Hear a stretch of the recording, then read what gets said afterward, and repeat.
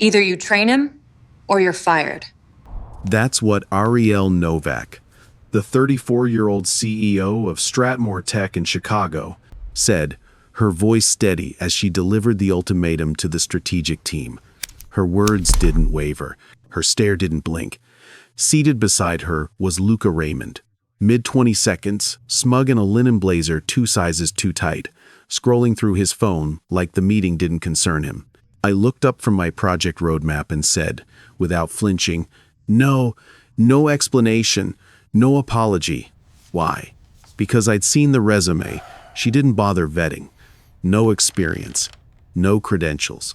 I'm a glorified social media intern with a gym membership and a six-pack. More importantly, he was her boyfriend, and she wanted him placed in data strategy, the unit I had built from scratch over the past 17 years. My name's Elliot Vance. I'm 45. For nearly 2 decades, I led the operational brain of Stratmoor. I survived 3 acquisitions, 2 layoffs, and 1 merger no one thought we'd recover from.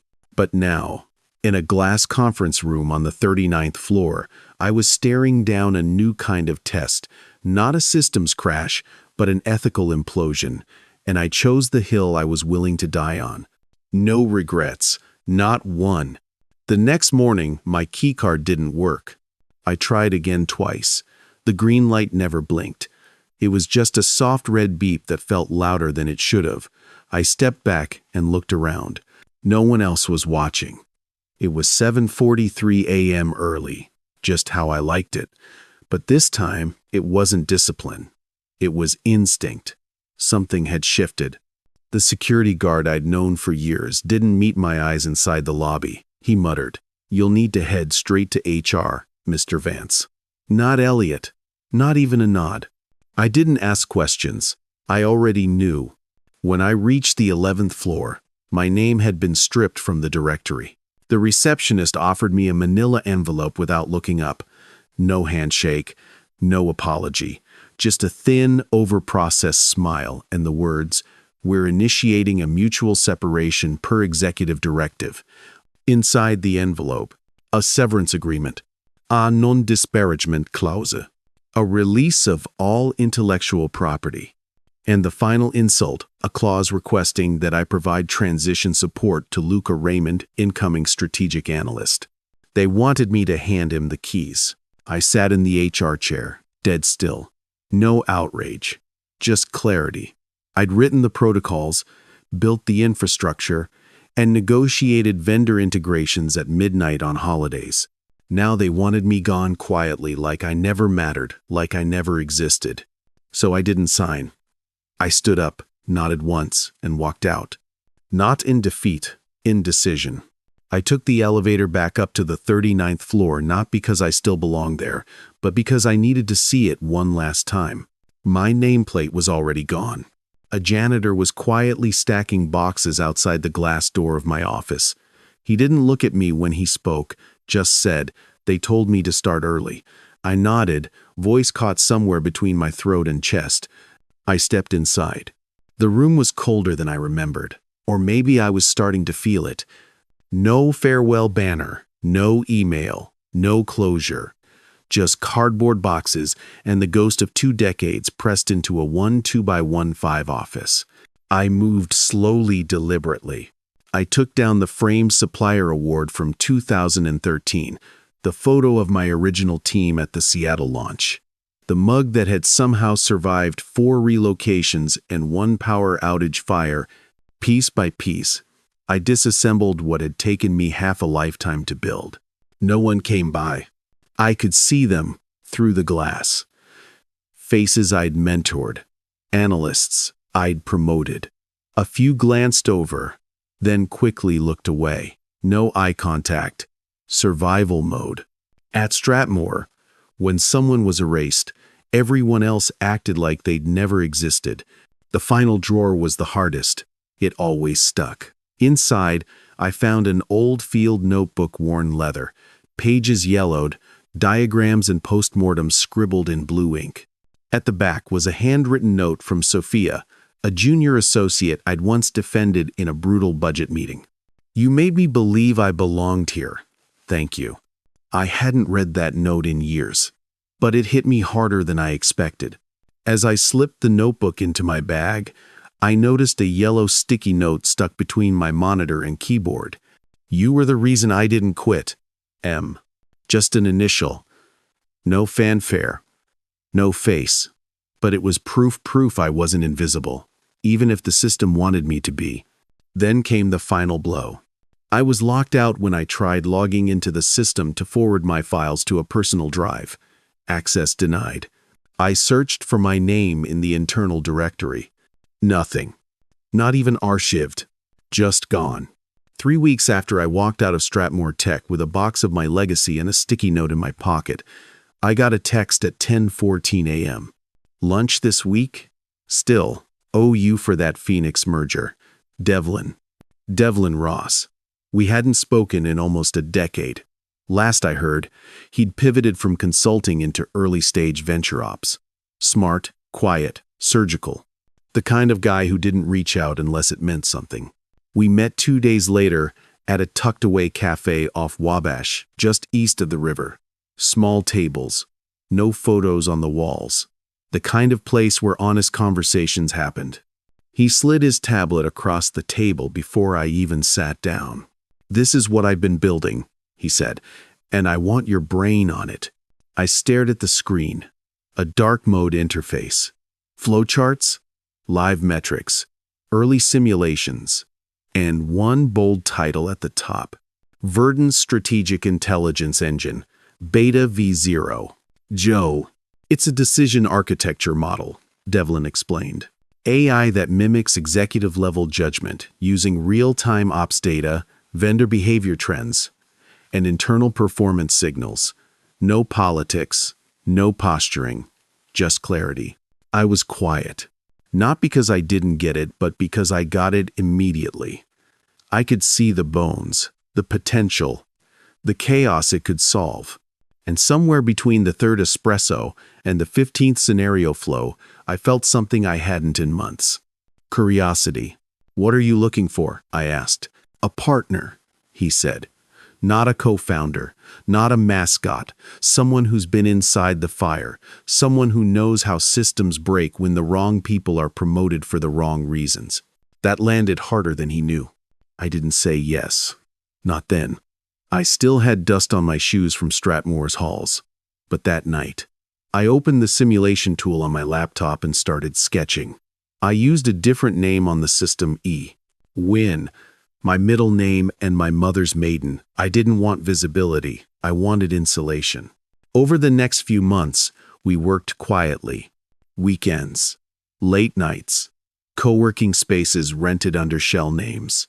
My fingerprints were everywhere, but no one would see them. And I wasn't maintaining broken systems for the first time in years. I was building something clean, something future-proof. The spark wasn't rage. It wasn't revenge. It was precision. And I knew they hadn't buried me. They had released me. We called it Verdance, not for branding, but for balance. Growth without noise. Systems that adapted, not demanded. In a world bloated with dashboards no one read and insights that came 3/4 too late, Verdance didn't predict. It simulated. It challenged. It is recommended in real time. Devlin handled the code. I dealt with the chaos. Every org chart I'd ever repaired, every silo I'd ever collapsed, every executive meeting where I'd been the only one asking what the data said. I fed it into the engine. Not literally, structurally. I mapped failure patterns like battle terrain. I didn't need to shout anymore. I just needed to model the truth. We built in silence. After hours. In the backs of coffee shops.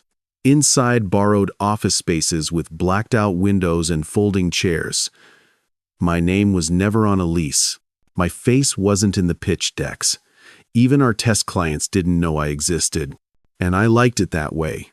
We launched our first shadow pilot with a regional logistics group in Milwaukee. They'd been hemorrhaging cash for 3/4, bleeding contracts due to supply timing issues they couldn't trace. 2 weeks after we deployed the initial module, Verdance surfaced the pattern, Underutilized vendor agreements were causing dead freight zones across 5 warehouse sites. Savings in month 1, $418,000. Retention? Stabilized. Leadership? Blindsided in the best way. Word spread, but only underground. Discreet referrals. Encrypted invites. We weren't chasing press. We were chasing pain, the inefficiency, which no glossy SaaS deck could fix. Devlin didn't know, and I didn't tell him at first, that the logistics firm had once been a secondary client of Stratmoor. I led the original supply redesign for them back in 2017. Seeing their name again was like hearing a song from a past life, familiar, haunting. But I didn't say a word. I just watched Verdance succeed where Stratmoor had stopped short. By month 3, we had 7 active modules in the field. By month 5, 14. Still no public footprint. No LinkedIn posts. No glossy one-pagers. But our back-end logs were glowing. Client churn risk, down 36%. Ops escalation time, down 52%. Decision latency, cut in half. And yet, no one saw me. No one needed to.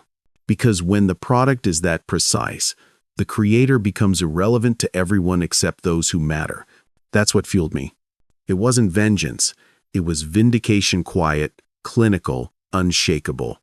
As we layered in the adaptive AI modules, Devlin referred to me as the architect. Not to our clients, not to investors. Just when we spoke privately. "You think like the system does," he said one night, staring at a simulation loop. "No," I replied. "The system thinks like I do." At some point, I stopped counting the days since Stratmoor. I stopped looking at old Slack threads.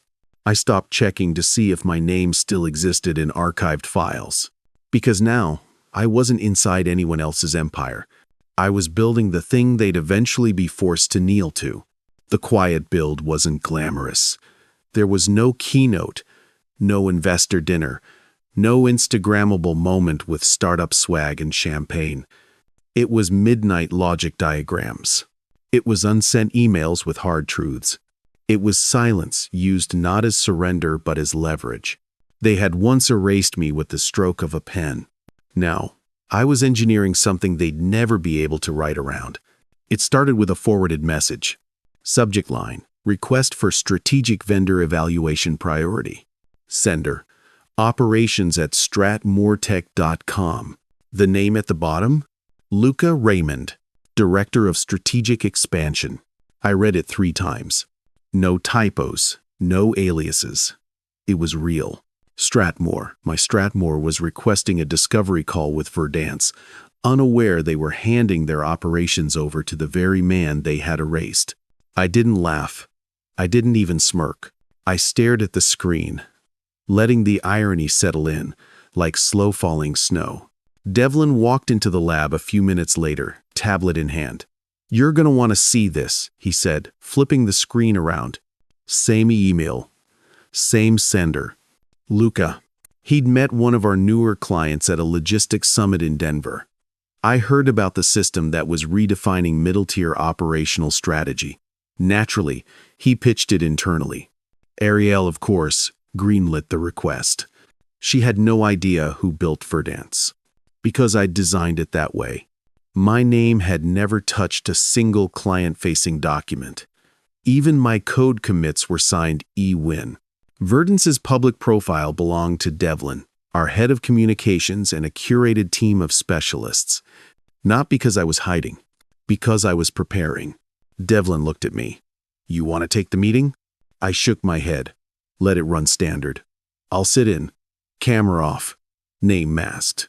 2 days later, the call went live at 2 p.m. sharp. Joel, our lead strategist, ran point. Devlin backed him. I joined, silently muted. Dark screen. Alias toggled. And there he was, Luca Raymond, now clean-shaven, in a navy blazer, speaking with newfound gravitas. "We're looking to integrate a more adaptive layer into our vendor strategy modeling," he said, like he hadn't once confused a Gantt chart with a bar tab. He ran the slide deck. Bullet points buzzed by predictive intelligence, contract risk modeling, and streamlined multi-tier integration. Every phrase? Lifted directly from my architecture. I recognized the layout, the color palette. Even the phrasing in Section 4 was nearly identical to a proposal I wrote for Stratmoor in 2019, which Ariel had rejected as too complex for our executive audience. Now, it was gospel because Luca was parroting it. Joel nodded through the call. Devlin smiled politely. I remained still, watching. Not bitter. Calibrated. When the meeting ended, Stratmoor requested a tailored pilot. Urgent. NDA signed. Luca CC'd Ariel and the procurement head. We delivered the pilot proposal in under 36 hours. 3-month integration. Weekly stakeholder syncs. Shared performance dashboards. And one small clause buried deep. All workflow refinements generated during the pilot will retain shared IP rights under Verdance Labs. Legal waved it through. Luca never even noticed. And Ariel? She approved the scope without a single red line. They didn't know they were about to plug their company's core operations into a system designed by the man they had fired without eye contact. They weren't clients. They were entrants. And I was the architect of the room they were about to lock themselves inside. The final meeting was set for 3 p.m., 10th floor of the Roosevelt Meridian, a polished hotel in downtown Chicago where Stratmoor had reserved the glass-encased boardroom overlooking the city skyline. The room smelled of cedar and caution. Devlin and I had already reviewed the logistics twice that morning. You'll walk in last, he said. Minimal movement. Let them settle first. I nodded. I didn't need theatrics. I needed pressure, the quiet kind. The kind that made people realize they were in over their heads without ever being told. When I arrived, Stratmoor's team was already seated. Ariel Novak, 34, still immaculate in a steel gray blazer, sitting at the head. Beside her, Luca Raymond, smug as ever, flipping through the preliminary agenda. 2 board members flanked the far end, neutral, unreadable. Devlin stood when I entered, gesturing to the empty seat beside him. I said nothing. I just placed a thin leather folder on the table and sat down. No name badge. No introduction. No title. Ariel glanced over, a polite smile activated, and then returned to her notes. She hadn't looked closely yet. Not really. Luca glanced at me. Dismissive. Almost bored. Perfect. The meeting opened with routine greetings. Joel walked them through Verdance's adaptive workflow layers, highlighting pilot performance metrics, operational savings, risk stabilization, and data reactivity curves. Stratmoor's executives nodded and occasionally exchanged murmurs of approval. Luca leaned forward. Voice rehearsed. We've been impressed. Honestly, it's like your system already knows how we operate. I almost laughed. Of course it did. I built it. He continued, flipping to a slide labeled Phase 2, Strategic Sync. We're particularly aligned with the modeling architecture. It reflects many of the principles I developed during my first year in this role. He smiled wide. Devlin didn't blink. Joel kept scrolling through the presentation. I looked down at the page before me because I already knew what was coming. Section 5, Subheader. Friction mapping across interdepartmental dependencies. There it was. That is the exact phrase I coined in 2019. Verbatim, nobody else at Stratmoor had ever used it. Not before me. Certainly not Luca. And now he was claiming it as his legacy, sitting across from the man who had written it in a midnight proposal draft he had never read. A board member coughed. Ariel cleared her throat. This direction is promising, she said. Cleaner than our current structure. Joel nodded. Glad to hear it. We're prepared to move forward with deployment pending final alignment. Then came the shift. A young assistant, probably no older than 25, stood from the corner, adjusting cables near the projector. He kept stealing glances at me. I ignored him until 3:34 p.m., when he leaned toward Luca and whispered something under his breath. Luca paused mid-sentence, eyes flicked toward me. His brow tightened. Ariel followed his gaze. Silence. Then I saw it. Recognition. It didn't arrive like lightning. It settled like fog, slow, suffocating. Ariel's fingers stopped moving. Her pen hovered over her notebook. Luca's mouth opened slightly, then closed. The room, once filled with polite optimism, shifted its weight.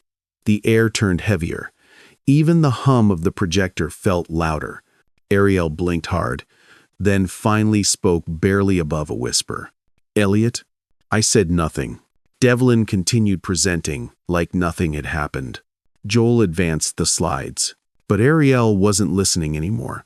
She was staring at the man they had fired without a handshake, who now sat across from her anonymous until that moment. Luca looked stunned. Not out of guilt, he didn't understand enough for that, but out of fear. Because suddenly, the structure he thought he had championed had a ghost behind it. And that ghost was very much alive. One of the board members leaned forward. "Forgive me," he said, "but why exactly is Mr. Vance no longer with Stratmoor?" Ariel hesitated. Luca looked away. I finally spoke. Calm. Even. "I was let go," I said, "after declining to train an unqualified candidate for a role I had created. That candidate now leads the division I once built." No raised voice. No accusation. Just a fact placed gently on the table like a blade. The boardroom froze. Ariel's lips parted as if to respond, then didn't. Joel closed the deck. "We're prepared to move into final review. Shall we?" The board nodded, slowly, still absorbing. Devlin slid the folder across. Ariel reached for it, hands trembling slightly. She didn't look at me. But Luca did. And in his eyes, I saw the realization he couldn't say out loud. He hadn't just walked into a deal. He'd walked into a blueprint he never designed. I signed the final page. A single arc of ink. Steady. Complete. They wanted strategy. What they got was ownership written by the man they erased. The room stayed still long after the final slide faded. No one reached for their water glasses. No one rustled papers. Even the assistant in the corner had stopped pretending to adjust the HDMI cable. Ariel's hands were still poised above the folder. She hadn't turned the page yet, like the paper might bite. Across from her, I sat motionless. Not smug, not victorious.